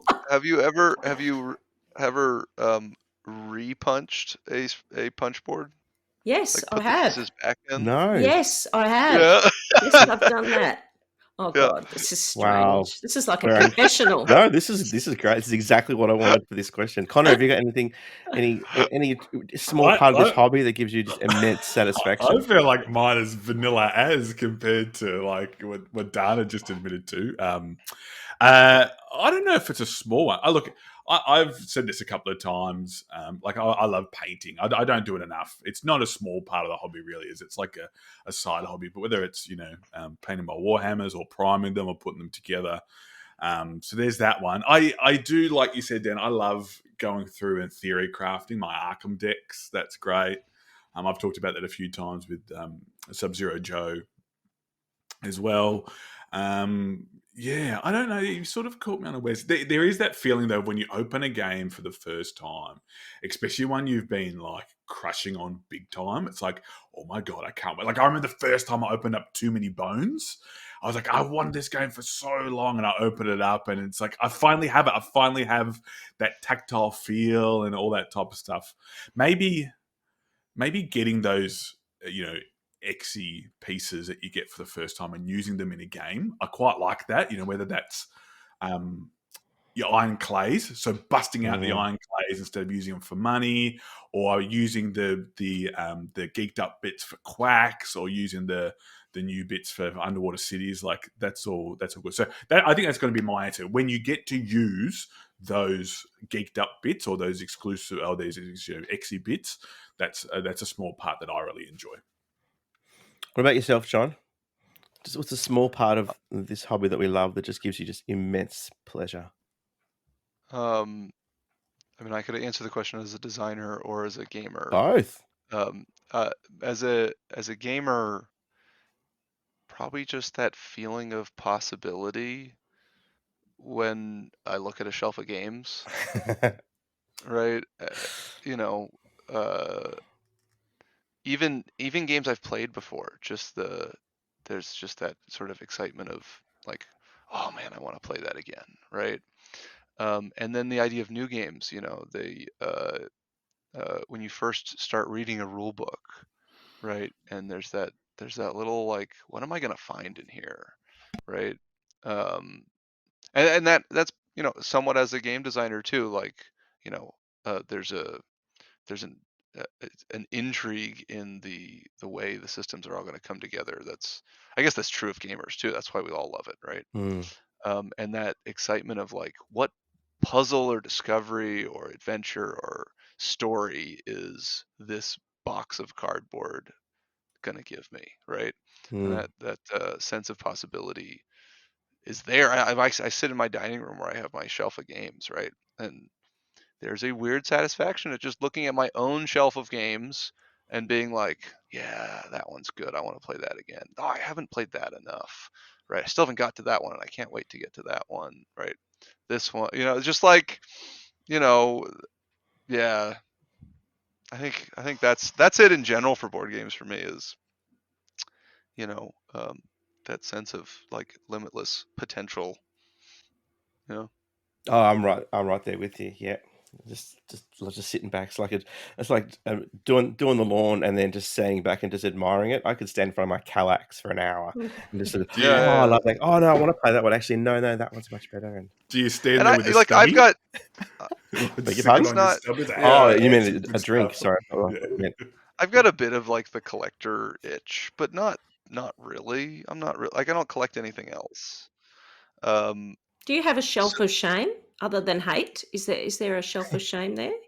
I don't have a specific shelf dedicated to my shame, but they're interspersed amongst my shelf are games that I have yet to play that I once upon a time would have gotten played, and nowadays it's a lot harder to get stuff played, only because the quantity of my own projects I'm working on are always getting in the way. Yeah. I have been much more I've been much more cautious, I should say, or conservative about my game acquisitions, mainly because I'm trying to be realistic about how many I'm actually going to play and realistic about how many games my friends own that I could already play without needing to own. Nice. Well, it's not up to us. We want to hear from you. We want to hear from the community. So you'll find the question of the pod on all of our socials. You'll see it on Discord, Instagram, Facebook, and Twitter. And we want to hear from you. What small part of this hobby gives you great satisfaction? And while we're at it, I just want to give a quick shout out to our Patreons. Thank you so much for all your support. Specifically this week, we want to shout out to Kevin Lamar, Paul Bradley, Sam Rayner, and JT. We really appreciate your support. And if you want to support the podcast, you can, of course, go to patreon.com/Board Game BBQ. Sign up to donate and get exclusive access to not just podcast episodes, but a whole bunch of other stuff that we do for our patrons, including last night's Patreon pub quiz. And remember, we never want you to contribute to Patreon or donate to us if it's going to cause you financial hardship in any way. In fact, there are plenty of ways to support the podcast without donating. You can go to Apple Podcasts or Spotify and leave a star rating for us and a review, which is just what Craig from Adelaide did this week. Craig wrote, "I love listening to the variety of interesting Board Game BBQ members playing different games and giving me lots of ideas for new games to play." He also said very well produced. So thanks very much for your support, Craig. We really appreciate it. I think that might have been the same Craig that was in our pub trivia last night. He brought his whole family along. So we had Team Craig, and they crushed it. You can also get involved in the Board Game BBQ community by joining our Facebook, following us on Twitter, Instagram. We also have YouTube as well. And of course, there is our Discord where most of the action takes place. There's always games and conversations going on. So get involved, support the show. All the links are in the show notes. We've also got a bunch of events coming up. Next weekend, a few of us are going to be at PAX. I don't know whether you're aware, John, but PAX East, PAX West, and there's a third PAX that's in the US. PAX Unplugged. Well, there's actually a PAX Australia. It's the only other PAX that's outside of the US. This year, PAX Australia celebrates its 10th anniversary. And a few is going to be at PAX. We're not there in an official capacity, so we won't have a designated section like we did last year where we were teaching games, but we will, in fact, be wandering around, roaming the tabletop hall all weekend and interviewing all the game designers and some of the industry types there as well. So be sure to catch us, and no doubt each night we'll be in the tabletop area just doing general gaming shenanigans. So look for us in our yellow Board Game BBQ t-shirts. Come up and say hi. Or just shout from across the other side of the room like a few people did last year. So that's obviously October 6, 7, 8. We're also going to be at South by Southwest Sydney, which is something the first time I think South by Southwest has been outside the US. It's going to be in Sydney from the 15th to the 22nd. We're going to be there from the 18th to the 22nd, including in the tabletop area. We're going to be running a board game themed pub quiz on the Thursday night at Fortress, and almost all the team are going to be there. So if you're coming along, make sure you come up and say hi. We've also got the Melbourne game day on the 4th of November. Tickets are on sale now. The Sydney game day is coming up as well. The Brisbane game day has just been announced for December 30th. So if you want to finish the year on a bang, tickets are on sale for that one as well. And Games Australia, Let's Play Games, and VR Distribution are all sponsoring that Brisbane event. So there's going to be heaps of giveaways. Please come along and join in the fun. All the details for those are in the show notes as well. And without further ado, we're going to just wrap up the show, as we always do, with Swear and Oath.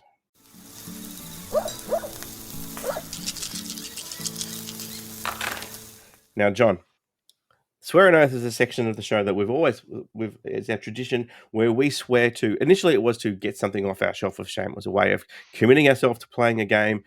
Lately, we've sort of ventured outside of that. So it might be to revisit something that we've been meaning to. It might be to try our hand at painting. It might be to give back to the community and teach someone else. And we always fulfill our oaths. We always hold each other to them. Having said that, I'm going to go first and say that I haven't fulfilled my oath. My last oath was to play. So I eventually played Too Many Bones Unbroken Unbreakable, and thoroughly enjoyed that. And I also backed Riffle, and my oath was to revisit Unbreakable again, and this time playing with Riffle, and I haven't got it to the table, unfortunately. I apologize. I hang my head in shame. But I am going to double down, because the reason why I was sleeving and going through on sorting out all my Aeon's End is because I have in Shrink Aeon's End Past and Future, the last of I think it's going to be the last of the Aeon's End games. And so I was preparing myself for that, condensing all of my collection, and I played a couple of games of the Gravehold Legacy to try and finish that campaign so that I could break Past and Future out of Shrink. So I, Dan Harris, swear by the next time I'm on the podcast, I will have played Aeon's End Past and Future, and I'll also have played Too Many Bones Riffle. And I'm going to have to do one of them because my plate's just filling up with oaths now. Conor, what was your oath from last time we were on the show? So I had one to play Oathsworn, which hasn't arrived yet, and I don't know when it's going to arrive. I feel like everyone in Australia has got their copy and I haven't. So yeah, very when that arrives, yes, it's a very appropriate oath. Yes, Yeah. I've sworn it to do it, so I'm Yeah, going to hold myself to it. I did have another one though that I could have done because the expert in this game, in the game Ice, I actually saw last weekend in Adrian, and he's like, "Oh, I was going to bring it." I was like, "Thanks, dude." Like, you had one job, and we could have played this together, and I could have ticked up, but we were playing too much other stuff, including Age of Steam, Age of Innovation, all that stuff. So no, I haven't done that. So if I'm reading between the lines here, has anybody done anything? No, it's Adrian's fault. It's Adrian's fault. Always is. Dan, you've known me for long enough. It's never my fault. It's always someone else's fault.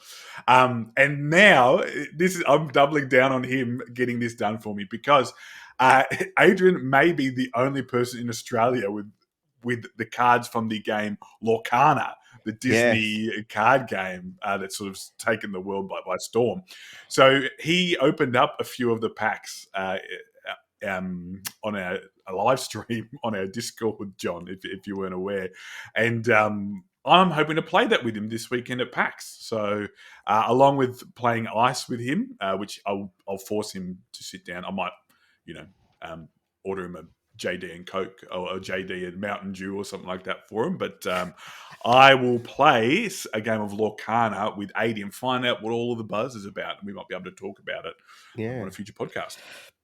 So just for your benefit, John, we're not expected to get Lorcana in Australia till next year.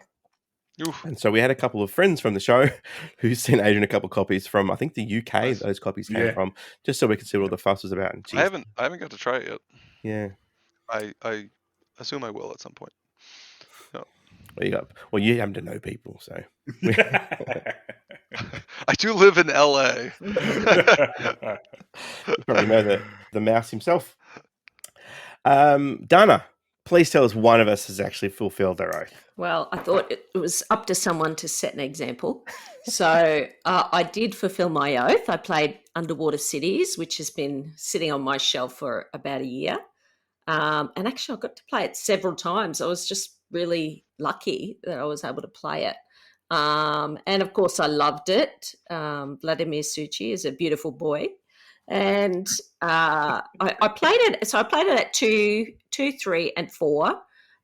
It's a bit long at 4. I'm not sure if you've experienced that. But it just ran really long, and I thought 3 is probably the ideal. Is that your experience, Connor? Yeah, I played it solo, and I played 2-player. If I played it 2-player, it was two-handed solo. But 3, even at 3, I was like, "Oh, this is a lot longer than I thought it was going to be." So yeah, no, I find that 3 is good. You get a sort of the cycling of the cards and whatever a bit more. But 4-player sort of drags it out. Yeah, it drags on a bit. But anyway, I enjoyed it. I didn't play it with the expansion, so I still have to do that. But no, it was great. Loved it. And my new oath is to continue my quest to play Vladimir Suchi games. So the next one is Praga Kaput Regni. I don't know if that's pronounced all right. I don't know. But actually, I've already had someone from the community say, "Well, I've got it. I'll teach you how to play it." So oh, yeah, you're getting offers to teach games, to sniff games. You've been here since recess and really taken over. If anybody's got Prodigals Club in Brisbane, I need to play that as well. So yeah, but yeah, no, all good. I've all got it set. So don't worry, you can count on me. No, thanks. All right. You one of us could come to the party. All right, John. The pressure's on. I feel like I probably have a longer timeline to get my oath done. Pretty much, yep. But if it's the next time, if I have to get it done before the next time I'm on the podcast, it's not a Shelf of Shame game because I have actually got it to the table, but only solo was Sleeping Gods, and it was mostly just to learn to play myself. Yep. So I played solo and have been talking with my wife about how we're definitely going to play that together for 2 years. So the goal before I am a return guest, as maybe I will be one day, is that when I come back, I will tell you how Sleeping Gods went. Well, it's chiseled into stone now, so we're gonna hold you to that. Yeah. And our community are very good at holding our guests accountable as well. So don't be surprised if you get hassled on Twitter in a couple of months going, "Hey, have you played Sleeping Gods yet?" Speaking of, do you remember when we interviewed Ian, Dan? He was like, "I played it because I remembered he was on the show like 2 years apart, and he was like, I have to play this game because it's my own." He played it the night before because he remembered what his oath was. He was like, I better quickly play it. They're going to ask me. Yeah. Well, that about wraps up the show, episode 262. Thanks so much for joining us on the show, John. It's been an absolute pleasure having you. Is there any way that the people out there can follow your adventures and your journeys? I know you're on Twitter. I am on Twitter. I once upon a time actually used it, but I don't almost use it at all anymore. Mm-hmm. There is not a terribly great way to follow me anymore, as I have endeavored to nix social activity from most of my daily routine. Mm-hmm. Twitter would be the best place, though, probably. If I'm going to post about a game that's on Kickstarter or stuff, that would be the place I would do it. Sure. And you mentioned I've written out a bunch of stuff you've got coming up. You've got Brave coming up. Did you mention Electrify? It's a long list. I can try to rattle it off real quick. Yeah, absolutely. So Empire's End is probably the next thing that's going to happen. Mm-hmm. That's coming to backers and then going to retail. Next year, I will probably have 3 Kickstarters, maybe 4. It's going to be a Dead Reckoning 4th expansion Kickstarter, a Electrify Kickstarter, a Ready Set Bet Convention Edition. Yeah, it's got a big playmat. It comes with poker chips as the betting chips, a bigger race board with big chunky horses. Yeah. And then hopefully, actually, so 5 Kickstarters. Unstoppable from Renegade will theoretically be on Kickstarter next year. The game I mentioned before, which has a working title currently called Mystic Realm, set likely in the Mystic Vale universe, a different game, but if you like Mystic Vale, you'll definitely like this one. And if you didn't like Mystic Vale, my goal with this design was to convince you to like it. So that game will hopefully be on Kickstarter by the end of next year. I've got expansions for Space Base and Cubitos coming out next year.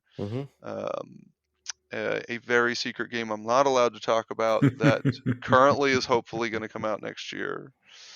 And I think I got them all for 2024.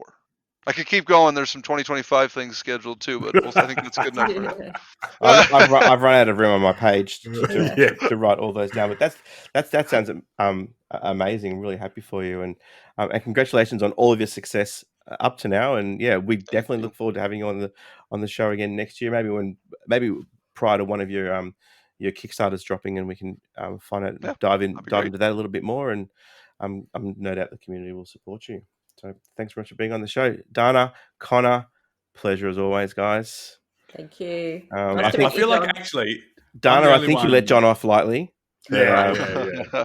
You guys kept talking. I couldn't get in there. Oh. We had Dan, Dana, and Danger. I'm the only one that's not a D. Although my last name's Divine, so I suppose that's okay. Yeah. No, it has been a pleasure. And to the listeners, thanks very much for tuning in. We'll talk to you again next time. Until then, play more games. Bye. See you guys. Now, John, this is Dana's second episode ever. You just recently joined the team, so pressure. That's it. Yeah. But make it as difficult for her. She's got some absolute zingers ready for you as well. Expectations are set high. All right. Yeah. As far as a debut went, it was pretty good. It was like, I don't know if you're a sports fan, it was the equivalent of like a 20 point and 10 rebound game in basketball, I think. Okay, so that's good. That's good. Pretty good. Yeah. This is just, you're making it really hard. Keep raising the expectations. Yeah.